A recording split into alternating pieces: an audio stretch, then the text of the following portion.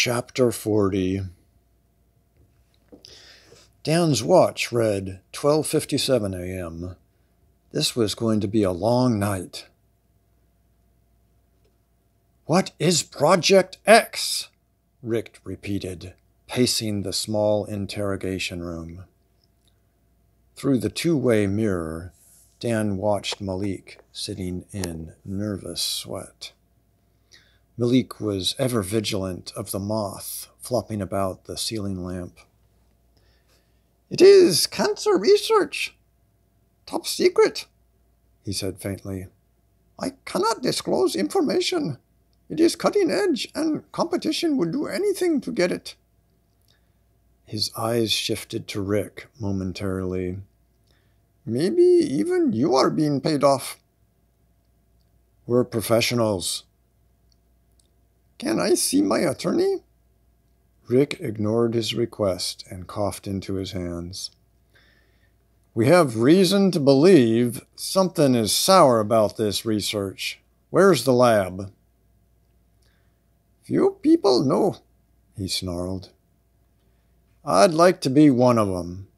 You could show me around, show me some of what you do." "Out of the question." Malik's eyes tracked the moth. Behind the two-way mirror, Dan took his feet off the chair in front of him. He might have to play good cop after all. He was ready.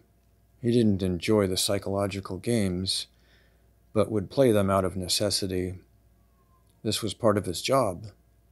This was part of protecting the citizens of the United States from harm. The job wasn't for everyone, and in fact it was held by a person, if it was held by a person with weaker resolve or a person stuck in moral or academic quandaries, citizens' lives would be compromised. Children's lives would be at risk.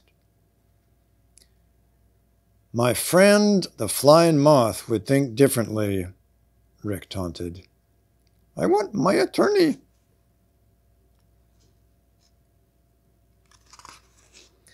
"Yes, your attorney is flying above us right now." Rick tilted his head up. "I'll get him." He stood and stretched to catch the wing insect. "I cannot speak of more. I have signed privacy oaths. I cannot legally say more." Dan got up, opened the curtain in the front of the door, closed the curtain behind him, and exited into the well-lit hall, and then opened the next door to the interrogation room. Upon seeing him, Malik exclaimed, "I want my attorney." Excellent, Dan thought. He needs a good cop.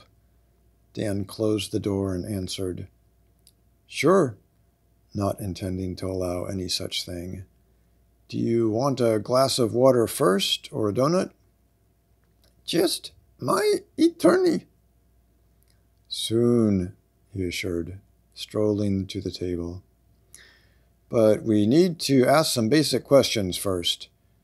You don't need to go in great detail." "I cannot."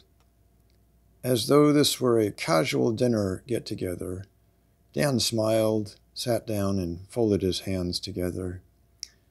"Just simple questions." Rick moved to the other side, sat, and placed a hand back on the jar, watching Malik. "Do not let him open it. He is crazy. I am not saying anything if he lets them out." Dan looked at the jar and shook his head at Rick. "Ah, Dan, why do you have to spoil it? They're only moths. They were free before. They should be free again." "Let's give him a chance."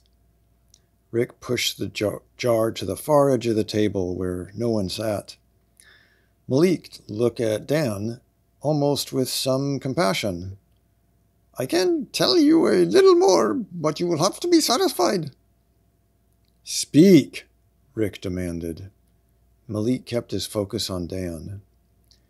"We use nanotechnology, injecting tiny robotics into the bloodstream to aid in fighting cancer. It is amazing stuff, really. The lab has test subjects who have volunteered for treatment. We are doing nothing illegal." Dan asked, "How did you enlist these people?" "We approached them with this new treatment, and they volunteered. They signed waivers indicating knowledge of the treatment's experimental nature, but they were willing. They had given up on radiation treatments, homeopathic methods, acupuncture, and all the rest. They volunteered for this." He nodded, leaned back into his chair, arms folded across his chest. His instincts told him not to believe the Indian man. Malik's eyes twitched in their sockets as his nostrils flared, his nose hairs bristled. He opened his mouth a crack, exposing a wet tongue slopping about.